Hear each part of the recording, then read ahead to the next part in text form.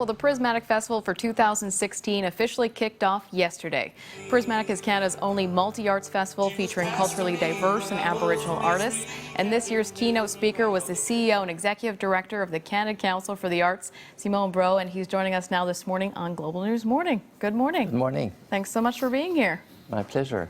So, busy couple of days for you. I know that you're leaving Halifax today, but how was the opening night of the Prismatic Festival yesterday? It was very exciting because it's, as you said, it's a very unique festival. It's a platform where you can meet young artists, emerging people presenting challenging work. And for me, it was also a good place to deliver a keynote speech where we made some announcements about the future of the Canada Council. So I know, too, that the festival does focus on their commitment to Indigenous arts, and that's something as well that the Council focuses on. So why do you think that that's so important to highlight it?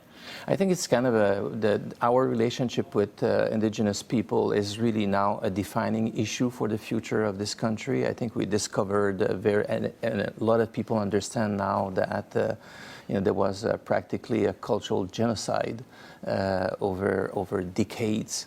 And I think now that the idea of reconnecting with art as a way to heal and to express and to communicate is really powerful. So we're seeing across the country very powerful young Aboriginal Indigenous artists presenting work that is really speaking to this reality. So it's really important. Absolutely, and I know too that while you were in town, you were not only just the keynote speaker for the Prismatic Festival, but you were also here on a couple of other initiatives for the Council. Can you tell us about your involvement at the Friendship Center?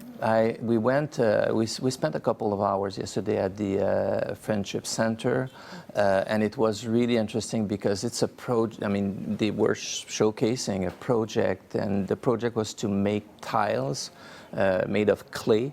And it has been done with many non-artists and some artists, Indigenous artists, that they are dealing with every day.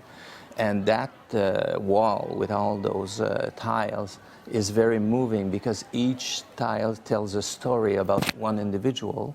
And what I was told by many of the artists who did that work is that it helped them to really heal and to communicate and to express what they want to say in their own terms. So not in a box, not prescriptive, but in their own terms.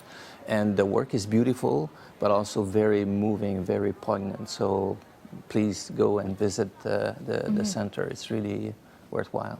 How do you find, too, that bringing more attention to these programs kind of helps to bridge that gap between Indigenous and non-Indigenous people? I think there are many things to do, obviously, to bridge the gap. Education, I mean, there's a lot of work to do, a lot of investments to make. But one thing for sure is that art is a way to express difficult realities through an object, through a representation, to a picture, to a play, through music. And it gives a space for people to talk about the object of art as opposed to just talk about the people or their sense of guilt. So I think it's a great way to transform the relationship. When you express yourself, when the only objective is to say the things you want to say in your own words, with your own images and with color and all of that, it gives the possibility to discuss and to think about the future and not only to have regrets towards the past. So I think it's a powerful way, and it's more and more needed. I couldn't agree with you more.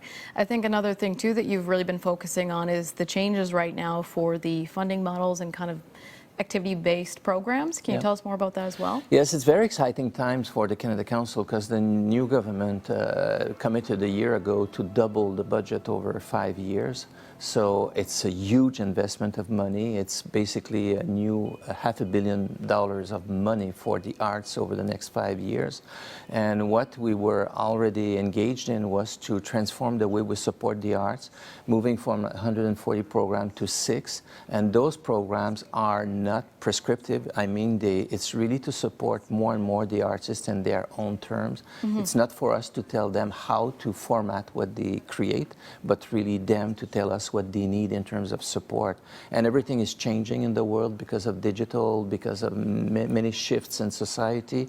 So we needed to be more agile, more flexible, more open, and we will be more open. So 25% of the new money will go to first-time applicants to the Canada Council. So it's really opening doors.